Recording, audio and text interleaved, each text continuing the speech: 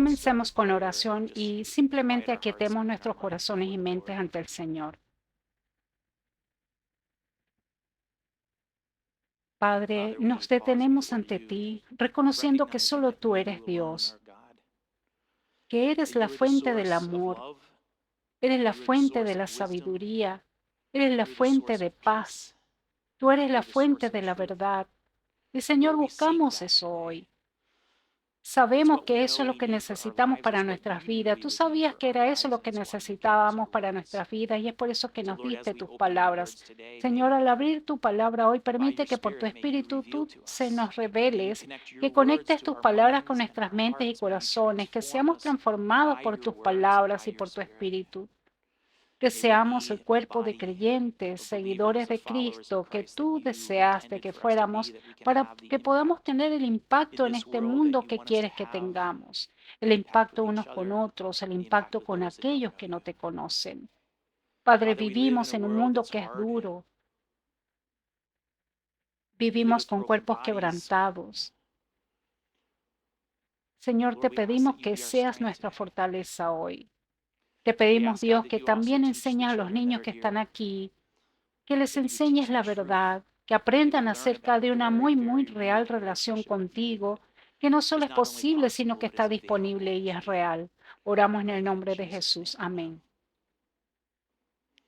Así que hoy comenzamos una nueva discusión en la carta de Pablo a los Corintios, la carta que llamamos Primera de Corintios, y para revisar la carta de Pablo que se ha dividido en 5 ensayos diferentes, hemos cubierto los primeros 3 de estos ensayos hasta ahora, y todos los ensayos de esta carta tratan de cómo abordar las divisiones y los problemas dentro de la iglesia de Corinto. Pablo abordó las primeras 3 divisiones simplemente enseñando a los corintios cómo aplicar el Evangelio, cómo aplicar el amor a lo que estaban experimentando y cómo usarlo para resolver las divisiones y diferencias. La solución fue el amor sacrificial. El cuarto ensayo de esta carta que comenzamos hoy, el capítulo 11, versículo 2 al capítulo 14, versículo 20, aborda problemas y divisiones en la reunión física de la iglesia de Corintio cuando los cristianos en realidad se reunieron. Ahora te hago esta pregunta. Si la solución de Pablo a los problemas de Corinto en los primeros 3 ensayos fue esencialmente aplicar el evangelio, aplicar el amor, ¿cuál crees que va a ser la solución de Pablo a las divisiones y reuniones en el cuarto ensayo? Aplicar el evangelio, aplicar el amor. Eso es lo que Jesús enseñó y eso es lo que Jesús espera de sus seguidores. La diversa iglesia en Corintio que Dios equipó mediante la permanente presencia de Jesús y de los creyentes era que estuviera unificada por su espíritu y amor. Jesús enseñó a todos los creyentes en Juan 15:5 que si ellos permanecían y se quedaban en Él, producirían mucho fruto los creyentes. Así Jesús continúa definiendo cuál es el fruto resultante de permanecer y quedarse en Él. En Juan 15:16 al 17 dice, ustedes no me eligieron a mí, yo los elegí a ustedes. Les encargué que vayan y produzcan frutos duraderos. Así el Padre les dará todo lo que pidan en mi nombre. Este es mi mandato. Ámense unos a otros. ¿Cuál es el fruto que se produce al permanecer en Jesús y al Jesús permanecer en ti? Es el fruto del amor, que nos amemos unos a otros. Y esa enseñanza es cierta para todos los creyentes, para los corintios de entonces y para nosotros ahora. Cualquiera que sea la opinión de Pablo que abordamos en el pasaje que analizamos hoy, debe caer bajo el paraguas del amor. Cualquiera que sea la interpretación y la aplicación de este pasaje es para ti. El amor de Jesús debe tener voz, debe tener prioridad. Como recordatorio de que la iglesia de Corinto es a quien está dirigida esta carta, 1 Corintios 1:2 dice que la iglesia está escribiendo a la iglesia de Dios. Y la palabra iglesia que Pablo usa allí es la palabra secular eclesía, que simplemente significa asamblea de ciudadanos llamados a reunirse públicamente por una razón común. Énfasis en la palabra llamados. Así que los cristianos corintios fueron llamados a unirse literalmente como seguidores de Cristo, a reunirse y ser la asamblea de Dios. Y esa asamblea es la iglesia de Dios, que Dios sobrenaturalmente los equipa por su espíritu y su palabra. Los equipa con una unidad sobrenatural, con amor y la verdad, para animarnos y edificarnos unos a otros y para cumplir el propósito de Dios de compartir sus buenas nuevas con todo el mundo. El propósito de Pablo es enseñarles cómo aplicar el Evangelio y abordar cosas en la iglesia que se interponen en el camino del propósito de Dios. Y lo que se interpone en el camino del propósito de Dios son las cosas que hacen que la iglesia sea menos efectiva, con más divisiones. Y donde hay divisiones, a menudo hay, como vemos aquí, una falta de amor.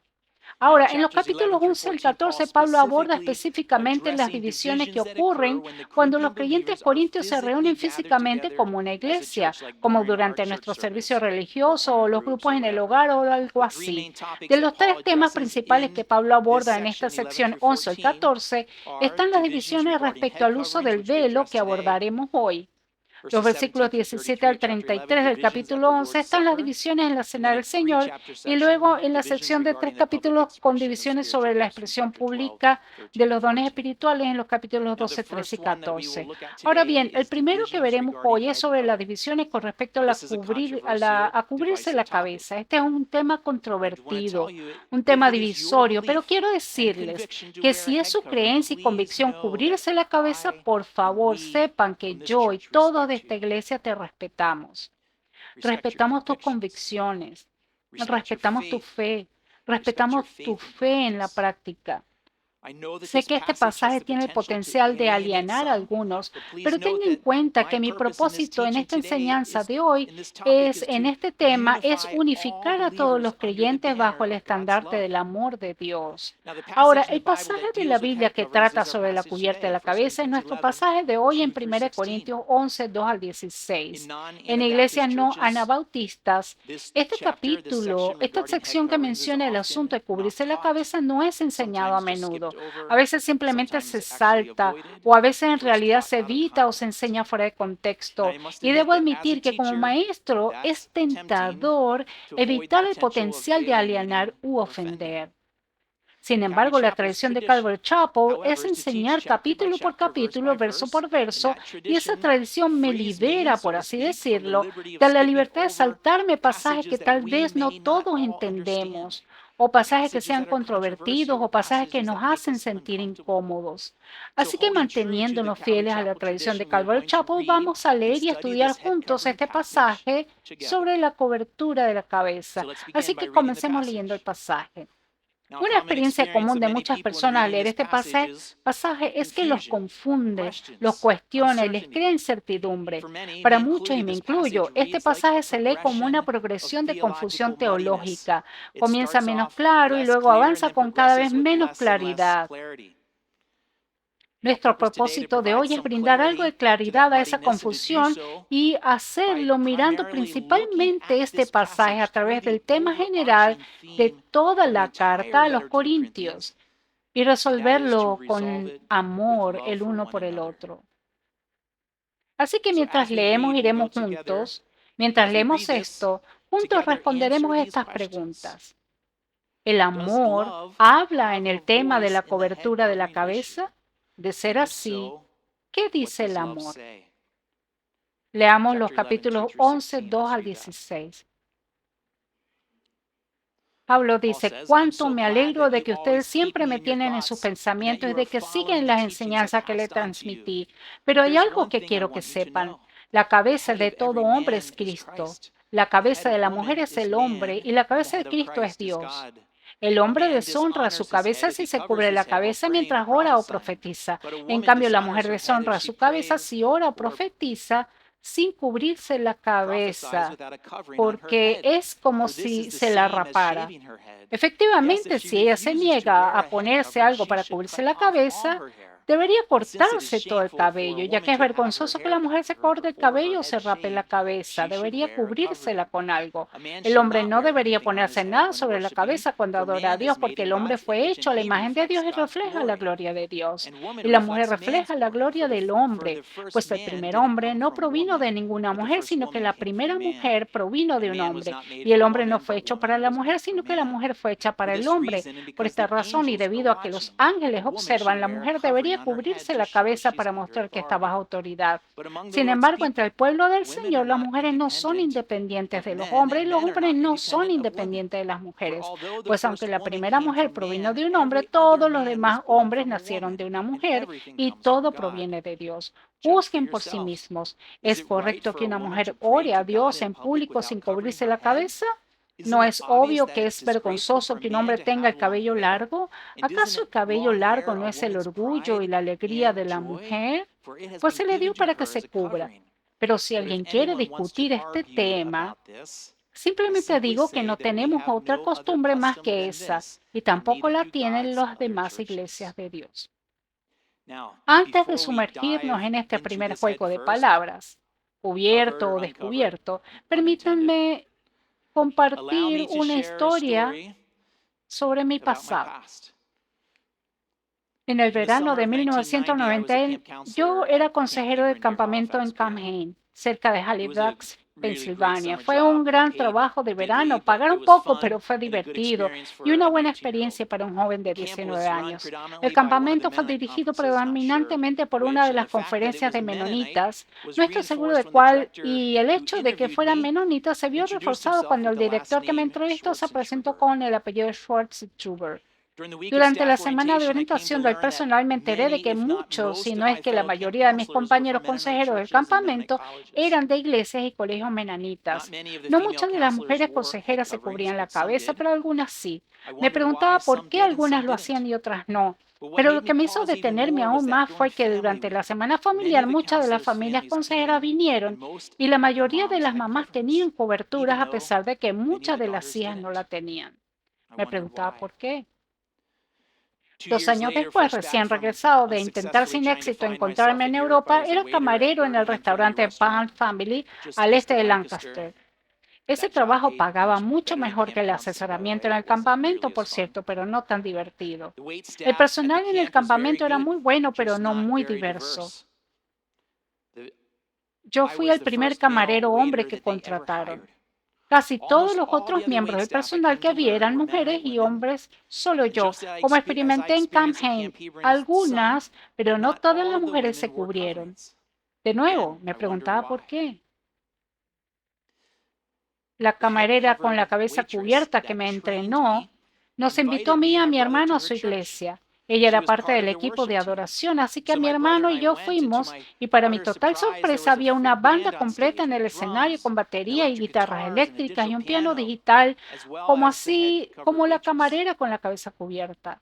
En mi ingenuidad, no estaba esperando ver tanto la expresión de modernidad de la banda como la expresión de lo que yo veía como un tocado tradicional en el mismo escenario. Me pregunté por qué. Más preguntas. Y estas preguntas han persistido. En la preparación para la lección de hoy hablé con varias personas de ambos lados del problema, algunas que continúan usando coberturas para la cabeza y otras que lo hicieron pero ya no lo hacen. Lo que aprendí es que no estoy solo con mis preguntas sobre cómo cubrirse la cabeza y por lo que he recopilado para las personas de ambos lados del problema tienden a generar más preguntas que respuestas en este tema. En mi experiencia, las cosas que generan muchas preguntas pueden volverse controvertidas y divisorias. Hay una muestra aquí de algunas de las preguntas y comentarios este pasaje ha generado. Primero, Pablo parece sincero en lo que está escribiendo. ¿Por qué nuestra iglesia no practica esto?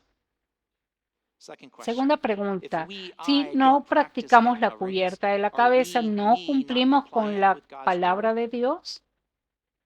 Si no somos fieles en las cosas pequeñas como cubrirse la cabeza, ¿no somos fieles en las cosas grandes? Después de todo, es una pendiente resbaladiza, ¿no es cierto? Parece que aquellos que no se cubren la cabeza están escogiendo de la Biblia lo que quieren seguir. ¿No es eso solo otra forma de desobediencia y rebelión? Última pregunta. Este texto da permiso para no cubrirse la cabeza. Esas son solo algunas de las preguntas que me genera este pasaje y tal vez posiblemente a ti también. Como siempre, a la hora de interpretar las escrituras, necesitamos hacer nuestro mejor esfuerzo para completar algún contexto de lo que Pablo está abordando aquí. Lo que sabemos es que Pablo le está escribiendo a personas reales que vivían en el primer siglo en una ciudad muy real llamada Corinto. Estas personas reales son aquellas que escucharon y aceptaron el verdadero mensaje de Jesucristo, el Evangelio.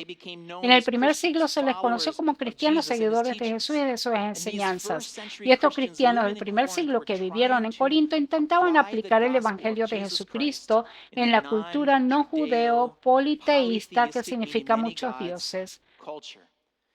Los cristianos eran un pequeño grupo minoritario religioso en Corinto que se atrevió a volverse a Cristo, abandonando sus creencias y prácticas politeístas que tanto los romanos como los griegos practicaban, y algunos de ellos abandonaron su trasfondo judío tradicional.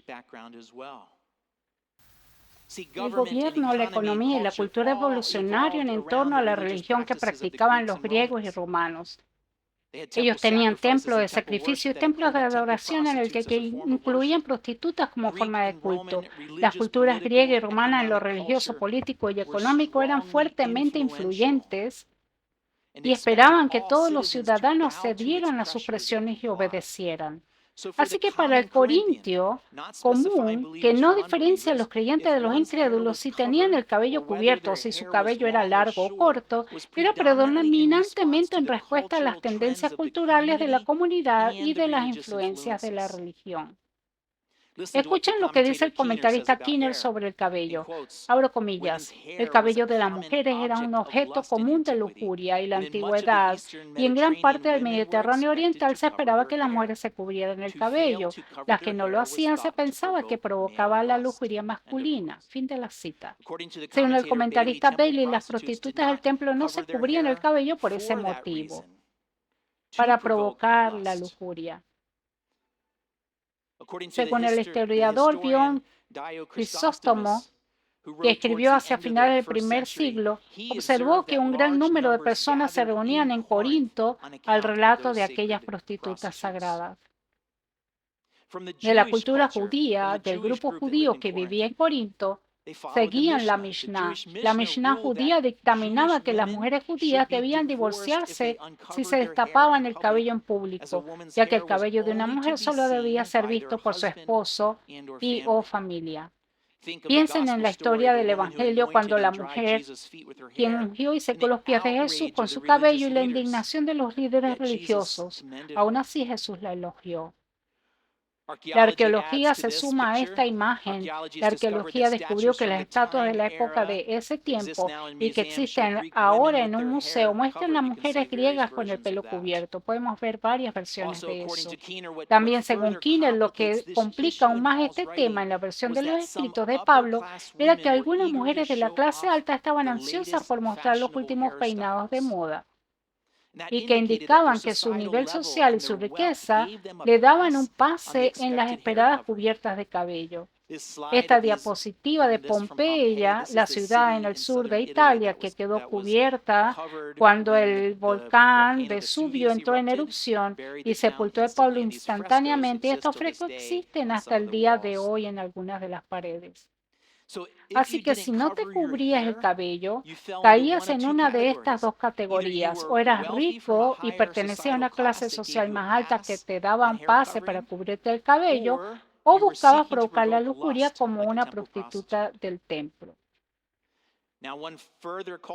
Ahora, una pieza cultural más era que la adoración en público en un templo, ya sea griega o romana, los hombres y mujeres griegos descubrían sus cabezas para adorar, mientras que los romanos cubrían sus cabezas durante el culto, como una nota al margen interesante.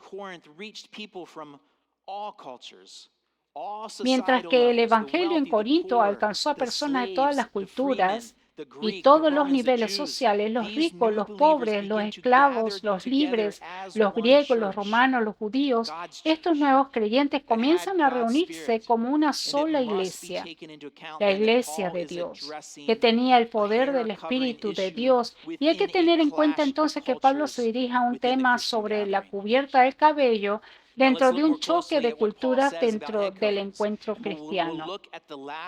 Ahora veamos más de cerca lo que Pablo dice sobre cubrirse la cabeza y veremos primero el último versículo y luego continuaremos hasta el primer versículo. Después vemos lo que está en el medio. La razón por la que hacemos eso es que a menudo en los escritos griegos, al igual que en los escritos de Pablo, era común concluir una discusión resumiéndola en el último versículo, siendo comunicado allí el punto principal, y lo hemos visto en otros escritos de Pablo, y eso es cierto en este pasaje de hoy. Así que leamos nuevamente el versículo 16, capítulo 11, versículo 16. Pero si alguien quiere discutir este tema, simplemente digo que no tenemos otra costumbre más que esa, y tampoco la tienen las demás iglesias de Dios. Noten allí la palabra discutir.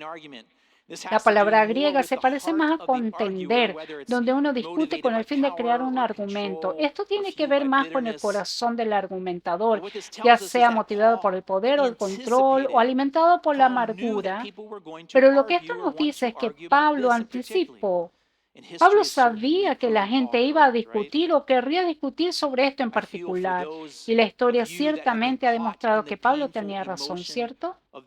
Lo siento por aquellos de ustedes que han quedado atrapados en la dolorosa emoción de aquellos contenciosos argumentos. Esa no es la experiencia que Jesús pretendía para sus seguidores en su iglesia. Jesús pretendía el amor y la unidad, no la discusión. Y basándonos únicamente en el versículo 16, todos debemos hacer una pausa y revisar nuestros corazones. Amén. La segunda palabra de interés en el versículo 16 es la palabra costumbre. La NBI, la nueva traducción al inglés, traduce la palabra como práctica. Esta palabra solo se usa 2 veces en todo el Nuevo Testamento. La primera vez que se usa es en Juan 18:39, cuando Pilato intenta liberar a Jesús.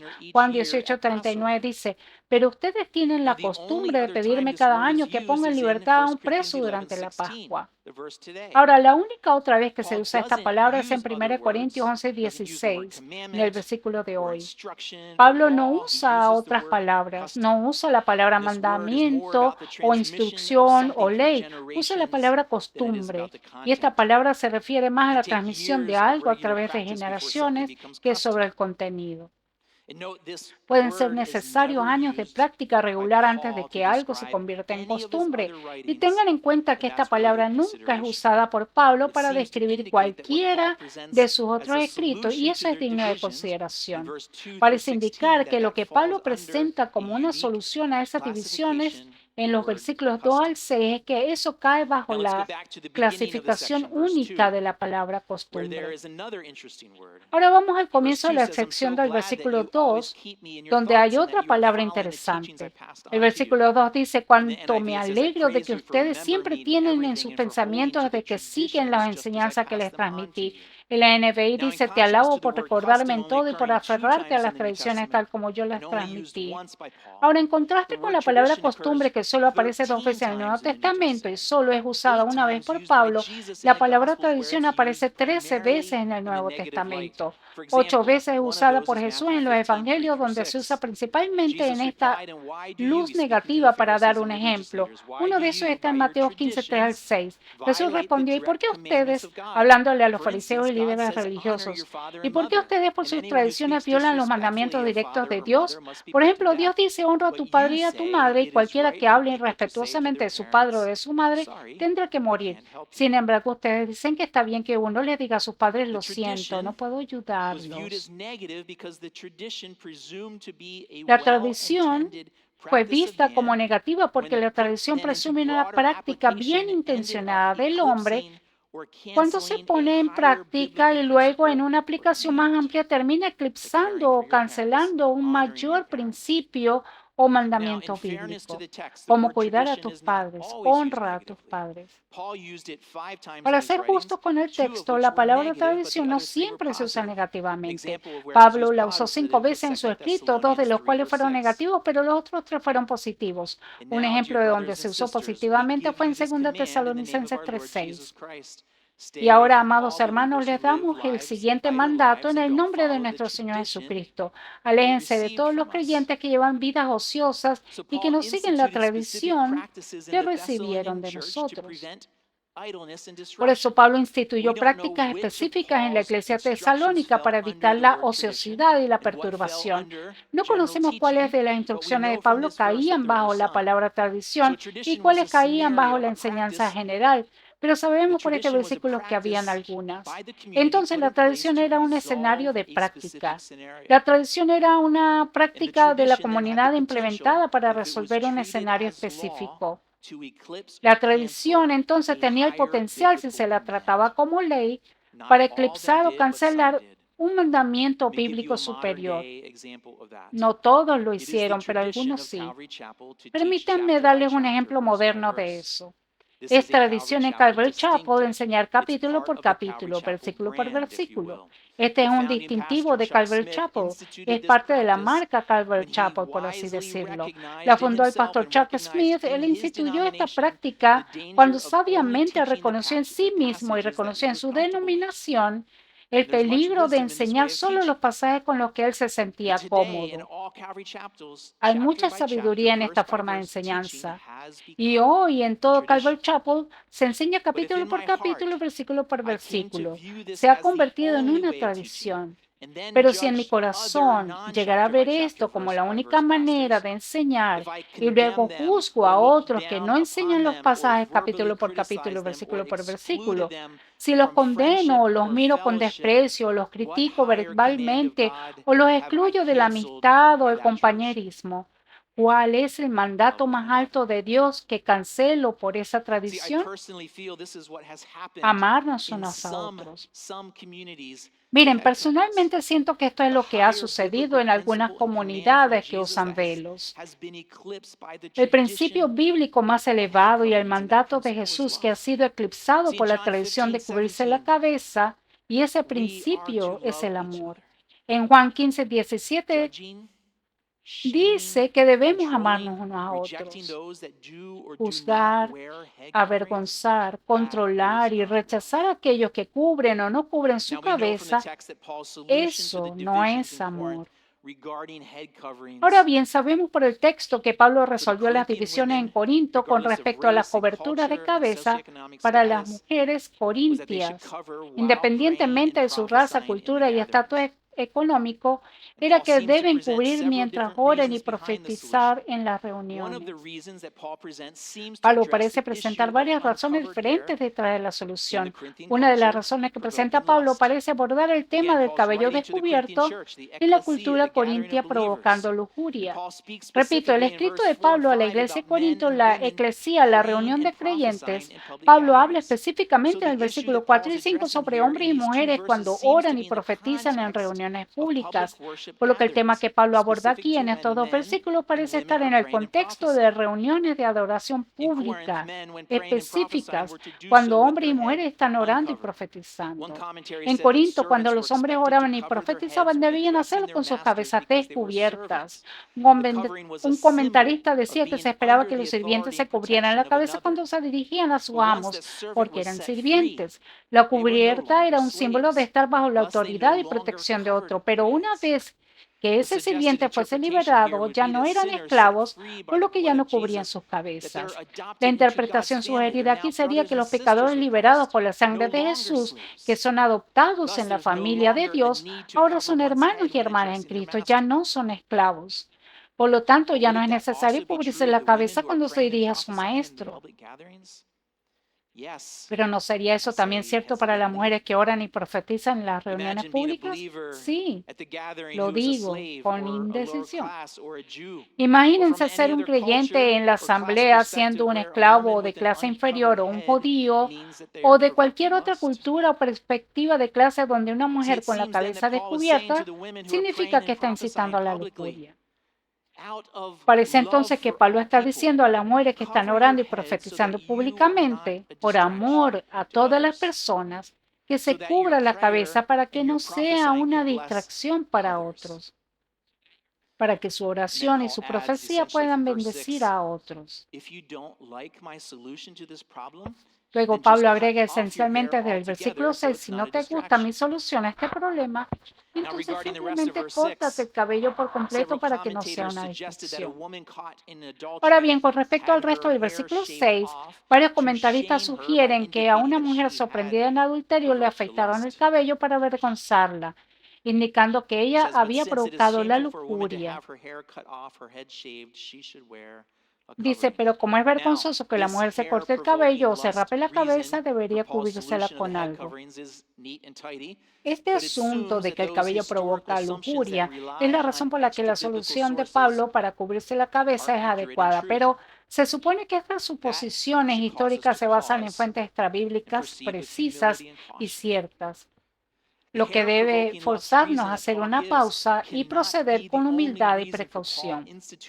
La razón que da Pablo de que el cabello provoca lujuria no puede ser la única razón por la que Pablo instituyó la tradición de cubrirse el cabello, porque ignora muchas otras cosas que Pablo dijo en este pasaje, las cuales no son tan adecuadas y algunas de ellas no las podremos cubrir hoy. Pero regresemos y miremos el capítulo 11:3, que dice, pero hay algo que quiero que sepan. La cabeza de todo hombre es Cristo, la cabeza de la mujer es el hombre y la cabeza de Cristo es Dios. Ahora bien, algunos interpretan la palabra cabeza en el sentido simple de origen o fuente. Por ejemplo, la cabecera de un río es su fuente, es su origen, y eso es cierto y se aplica. Cabeza y fuente son traducciones aceptables. Sin embargo, por el contexto aquí parece que Pablo indica que sí, es fuente u origen, pero inherentemente tiene algo de autoridad también. Con respecto a esta interpretación, David Guzik dice, en el pensamiento bíblico, una fuente tiene autoridad inherente. Si algo viene de mí, hay alguna autoridad apropiada que tengo sobre eso. Por lo tanto, la palabra cabeza en su sentido pleno tiene la idea de jefatura, de autoridad. Significa tener la responsabilidad adecuada para liderar y la rendición de cuentas correspondientes, y por lo tanto es correcto y apropiado someternos a alguien que es nuestra cabeza.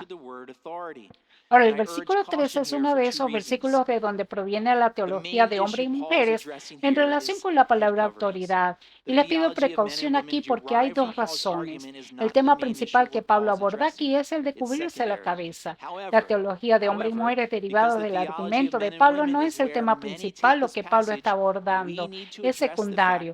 Sin embargo, debido a que la teología de hombres y mujeres es donde muchos toman este pasaje, necesitamos abordar el hecho de que algunas interpretaciones de este pasaje han resultado en abusos del papel de los maridos como cabeza o autoridad, en el sentido de que han permitido que el pecado redefine el papel previsto por Dios para la cabeza, que es, en consecuencia, algunos han visto este pasaje el permiso para el abuso de poder y la negación del amor, tanto en el matrimonio como en las iglesias. Así que si vamos a usar la palabra autoridad como sinónimo de cabeza, entonces tenemos que mirar el papel de Jesús. Aquí en el versículo 3 lo menciona como la cabeza del hombre. Tenemos que mirar el papel de Jesús en relación con la novia de Jesús, la iglesia. En otras palabras, debemos observar las acciones de Jesús hacia su novia. Jesús, la cabeza del hombre, cómo trató a la novia, a la iglesia, lo que luego nos informará cómo el hombre, la cabeza de la mujer, debe tratar a la mujer y específicamente a la novia del hombre, a su esposa. Así que consideremos la relación de Cristo con su novia y miremos rápidamente el paseo de Marcos 10, 42 al 44. Así que Jesús los reunió, está hablando con sus discípulos. Los discípulos estaban discutiendo sobre quién era el primero. Dice, ustedes saben que los gobernantes de este mundo tratan a su pueblo con prepotencia y los funcionarios hacen alarde de su autoridad frente a sus súbditos. Pero entre ustedes será diferente.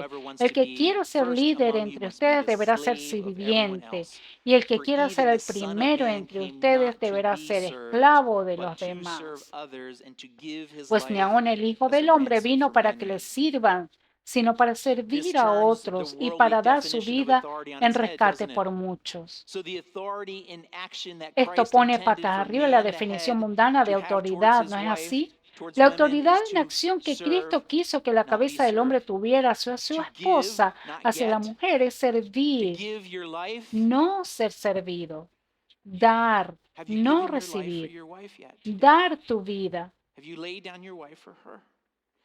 ¿Has dado tu vida por tu esposa hoy? ¿Has dejado a tu esposa por ella? Miren qué llamado es ese. Qué invitación esa para imitar así a Cristo. Así pues, en esta teología del hombre y la mujer, ¿cómo debe responder el hombre a Cristo, la cabeza del hombre?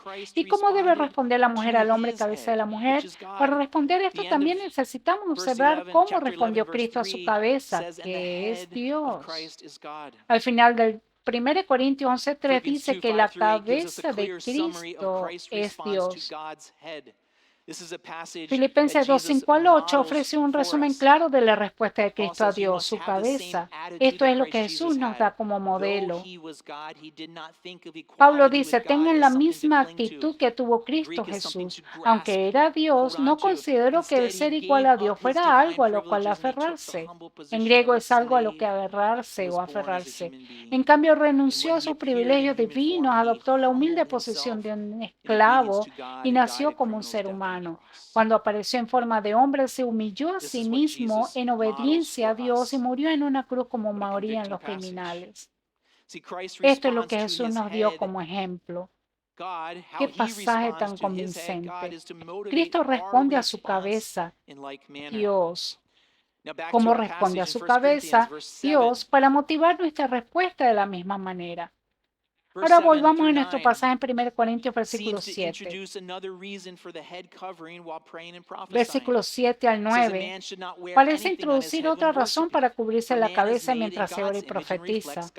Dice, el hombre no debería ponerse nada sobre la cabeza cuando adora a Dios, porque el hombre fue hecho a la imagen de Dios y refleja la gloria de Dios. Y la mujer refleja la gloria del hombre, pues el primer hombre no provino de ninguna mujer, sino que la primera mujer vino de un hombre. Y el hombre no fue hecho para la mujer, sino que la mujer fue hecha para el hombre. Pablo aquí hace referencia a la historia de la creación, lo sabemos por Génesis 2:18 y 21 al 23.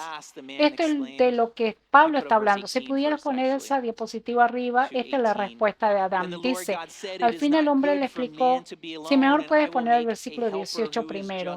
2:18. Después el Señor dijo, no es bueno que el hombre esté solo, haré una ayuda ideal para él. Esta palabra ayuda que se usa aquí hace referencia al orden de la creación del hombre y la mujer y al propósito de la creación del hombre y la mujer. En esencia, el hombre fue creado primero y estaba incompleto sin la mujer. La palabra ayuda en el versículo 18 en realidad son dos palabras en hebreo. Son las palabras Ezer Kenegedo. La palabra Ezer Kenegedo. Esa primera palabra Ezer simplemente significa ayudante, pero no nos atrevemos a ver a Ezer como menos que, como un humilde asistente por dos razones. Primero, porque en la escritura Ezer se usa en el nombre Eliezer, que significa Dios es mi ayudador. Además de eso, una de las versiones del griego de Eliezer es Lázaro. La historia de Lázaro proporciona la imagen de un poderoso ayudante que resucita a los muertos simplemente con la voz de Jesús. Y la segunda razón por la que no deberíamos atrevernos a ver a Eliezer como menos que o como un humilde asistente es que en Génesis 1, 26 al 27 indica claramente que tanto el hombre como la mujer fueron creados a imagen de Dios. Por lo que Dios creó a los seres humanos a su propia imagen. A imagen de Dios los creó, varón y hembra. La segunda palabra de Génesis 2:18 que la nueva traducción viviente nos traduce es la palabra kenegedo. La nueva versión estándar revisada la traduce como comparable a él. ¿Podrías poner la próxima diapositiva, por favor? La nueva versión estándar revisada la traduce como comparable a él. La RCV la traduce como apto para él. La palabra raíz neged tiene el sentido de cara a cara, como en una reunión, o ser lo opuesto del otro. Más generalmente esa palabra significa lo opuesto. Es por eso que algunas traducciones, como la New King James, la traduce como ayuda idónea. Entonces, en el contexto de Génesis, cuando Dios le dijo al ser humano que fuera fructífero y se multiplicara, la palabra conlleva una función de procreación que requiere un sexo opuesto. Y en el contexto de reinar sobre la creación juntos, conlleva una asociación. Entonces, cuando Pablo hace referencia a esto en 1 Corintios 11, 7 al 9, como una razón para cubrirse la cabeza mientras se ora y profetiza, parece estar diciendo, sí, hay un orden para la creación y que la mujer vino del hombre, literalmente al costado de Adán. Esa es la parte del origen o cabeza. Y Pablo hace referencia a que Dios identificó la necesidad del hombre de tener un Ezer Kenegedo, opuesto a él en género, comparable a él, adecuado para él, pero diferente y destinado a la procreación y a la asociación. Entonces, sí, el hombre fue creado primero. El hombre necesitaba una Ezer Kenegedo, por lo tanto, Dios creó a la mujer del hombre como su compañera para procrear y reinar juntos. Y Pablo cita esto como una razón para que la mujer corintia use un velo mientras ora y profetiza en sus reuniones públicas, como un símbolo de que la mujer está bajo la autoridad del hombre. Y repito, la autoridad que sea como la de Jesús, quien entregó su vida por los demás. El versículo 10 dice, por esta razón y debido a que los ángeles observan, la mujer debería cubrirse la cabeza para mostrar que está bajo la autoridad. Ahora viene esa parte de los ángeles mirando, no lo vamos a tocar hoy, pero tengan en cuenta que Pablo la usó por alguna razón. He incluido algunas de las interpretaciones en la nota del sermón que te animo a que los busques. Solo he incluido 3. Hay muchos más pensamientos sobre eso. Ahora, pero para evitar que la gente lleve los versículos 7 al 10 demasiado lejos en términos de arrogancia y dominación, Pablo lo equilibra con los versículos 11 al 12. Dice, sin embargo, entre el pueblo del Señor las mujeres no son independientes de los hombres no son independientes de las mujeres, pues aunque la primera mujer provino de un hombre, todos los demás hombres nacieron de una mujer, y todo proviene de Dios. El comentarista Barclay dice lo siguiente con respecto a la independencia mutua en la sociedad de estos versos. Ninguno puede vivir sin el otro. Si hay subordinación, es para que la sociedad sea más fructífera y hermosa para ambos. En los versículos 13 al 15, Pablo luego, después de darles a los corintios todas las herramientas que necesitaban en un acto de buena paternidad, les dice, oye, ahora tienen las herramientas para pensar en eso. Juzga por ti mismo lo que deben hacer. Juzguen ustedes mismos.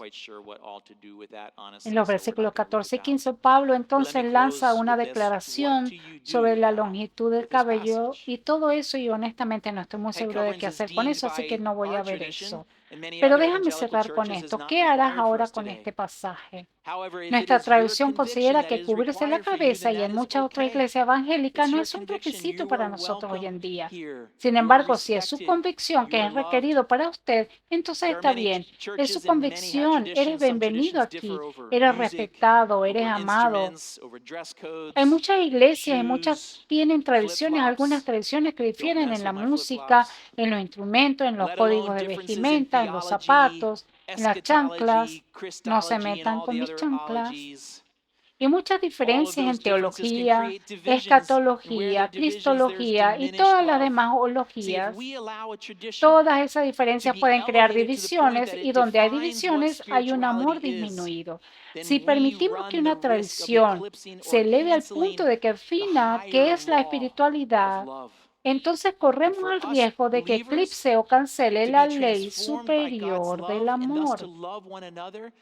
Para que nosotros, los creyentes, seamos transformados por el amor de Dios y debemos amar unos a otros, así es como debemos ser conocidos. Específicamente, el caso de los velos permite que una práctica de adorno externo se convierta en algo más importante que el amor y por lo tanto que defina la espiritualidad. Es una contradicción con lo que Dios dice sobre el corazón.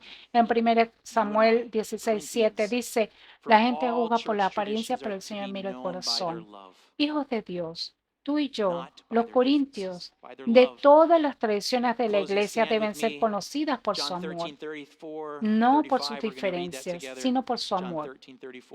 Por favor, de pie para concluir. Juan 13:34 al 35. Vamos a leer eso juntos. Juan 13:34 al 35. Por favor, lean conmigo en voz alta. Aquí está Jesús hablando a los discípulos. Dice, así que ahora les doy un nuevo mandamiento. Ámense unos a otros, tal como yo los he amado. Ustedes deben amarse unos a otros. El amor que tengan unos por otros será la prueba ante el mundo de que son mis discípulos. Entonces, ¿qué voz tiene el amor en el tema de la cobertura de la cabeza? El amor tiene que ser la voz más fuerte. Amén. Cerremos con oración. Padre Dios, somos tus hijos. Tú hiciste posible que tengamos una relación contigo a través de la sangre de Jesucristo. De cualquier tradición de la que vengamos, desde cualquier entendimiento que tengamos, quien nos unifica eres tú, Dios, tu Espíritu dentro de nosotros. Y el amor que nos diste y haz que seamos tu pueblo en este mundo hoy y que seamos conocidos por tu amor y no por nuestras diferencias. Oramos en el nombre de Jesús. Amén.